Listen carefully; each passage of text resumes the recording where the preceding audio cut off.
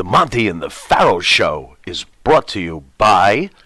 Because wine is your second favorite four-letter word. California wine, New York attitude. Good fucking wine. Yeah.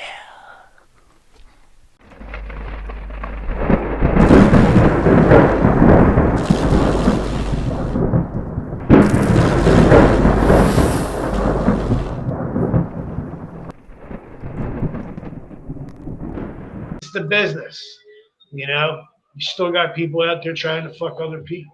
It happens all the time. Jimmy, let me just swing over on this one. I wanted to share this. I wanted to see what your thoughts are, both you and Chris. The passing of Sabu. Thoughts on Sabu? Share your thoughts and let's just hear it. I'll go first because I actually saw Sabu Saturday. I was with Sabu Saturday night in Philadelphia. And he died, Sunday? I think he had a match. I think there was a match. Yeah. He had a signing. I had a match. So they were driving me off at the hotel. I didn't even know it was him. I didn't realize it was him until I got out of the car. I didn't even know it was me because I had a towel over my head. But I noticed he was outside in Philadelphia at the DoubleTree, and I sat outside for about 3 hours, hung out with him. That's what I'm very, very grateful for, because we always kept in touch. Every 2 weeks, we would give each other a call just to make sure we're doing okay. I've known Terry for a long time, man. Long time. I mean, I met him in '90s in Japan before ECW. Like I ran back into him in ECW, but I met him in Japan the first time I met him. So he like Scorpio, you know what I mean? We're tight. So yeah, I'm sick, man. I'm really sad about that. Because like I said, he was straight as an arrow, man. He was straight as an arrow when I was with him Saturday. I'm telling you. He was just hanging outside, charging his phone, Because I even told him, I said, I'm going to go upstairs and take a shower. I said, I got to catch a flight tomorrow morning.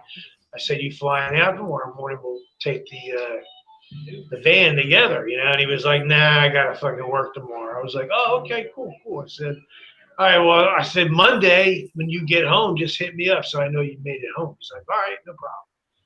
And then Sunday, like I said, I was sitting on the couch. Somebody made a text. At first, I thought it was bullshit, but fucking sucks, man.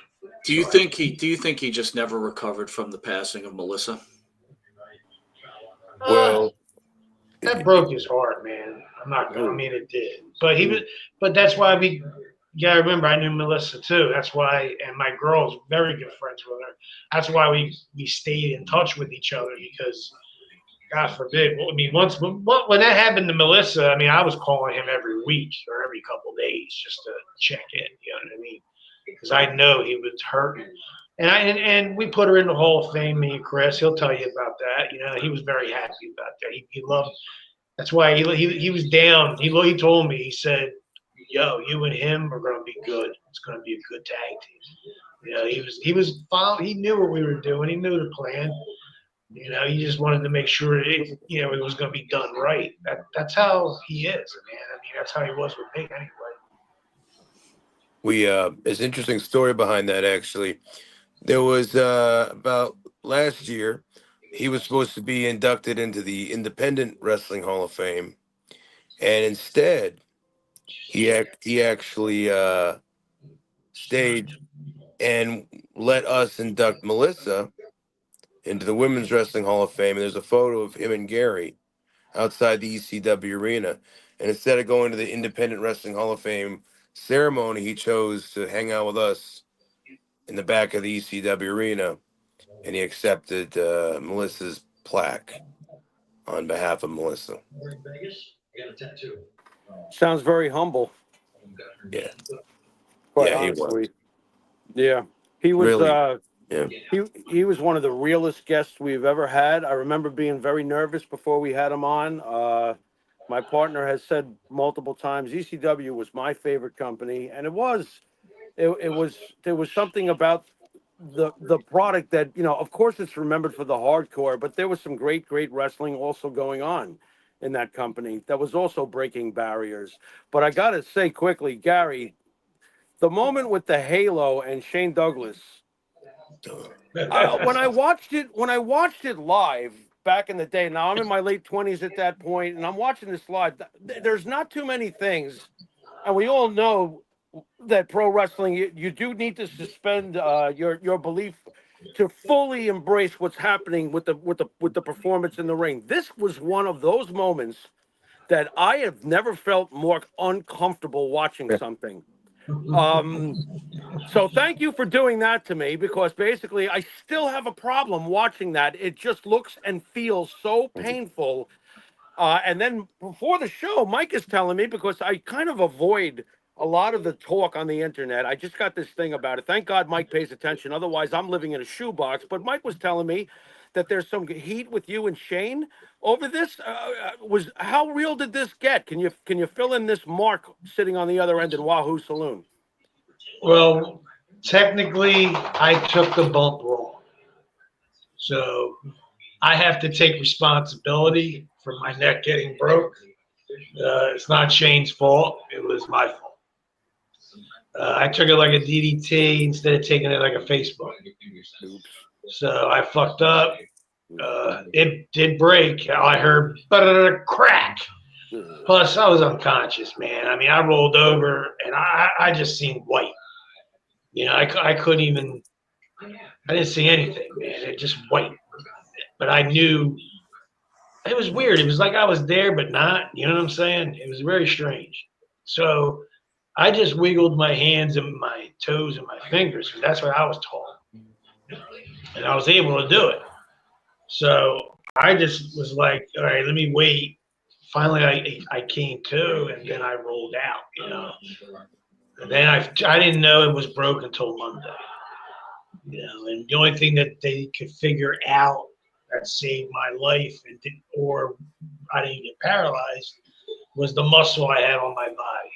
That everything, once it broke, all the muscle just went wham like that, tightened up.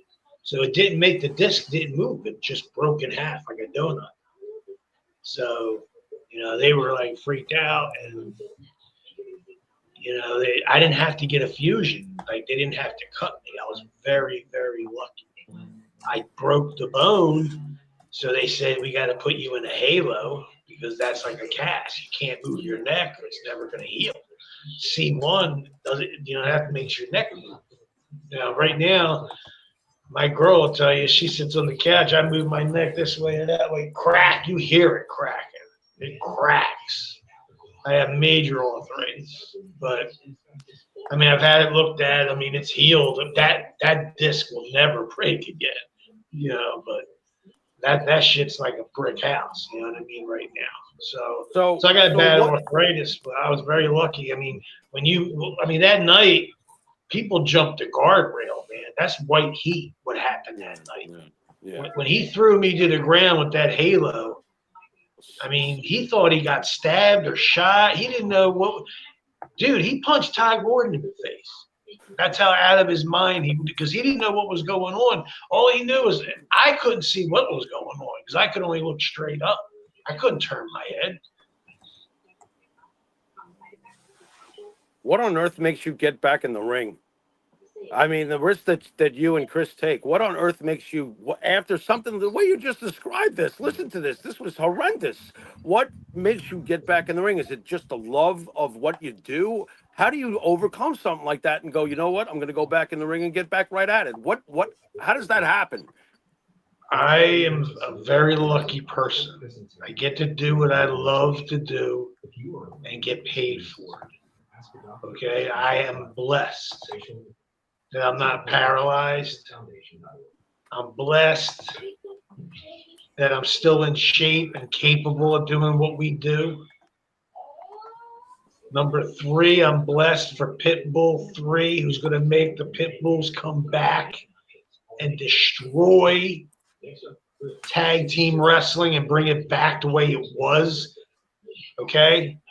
You know, we were compared to the Steiner brothers, the Road Warriors, Hase and Sasaki. I mean, Hayabusa, Lager. Come on, bro. This is the teams we were compared to. I don't care what anybody says. The Eliminators, Public Enemy, the Gangsters, Strike Force from Canada, the Hart Foundation, the British Bulldogs. Every tag team we worked with, we made look good. Okay? Yeah. I don't care who you are or what you say. Nobody can say anything else. That is the truth. And this tag team is going to be even better. We're going to bring tag team psychology back. I'm a tag team specialist. I'm a single wrestler too. But I'm a tag team specialist. Believe me. What you're going to see is magic in the ring, poetry, emotion. And that's what's going to happen, man. Chris,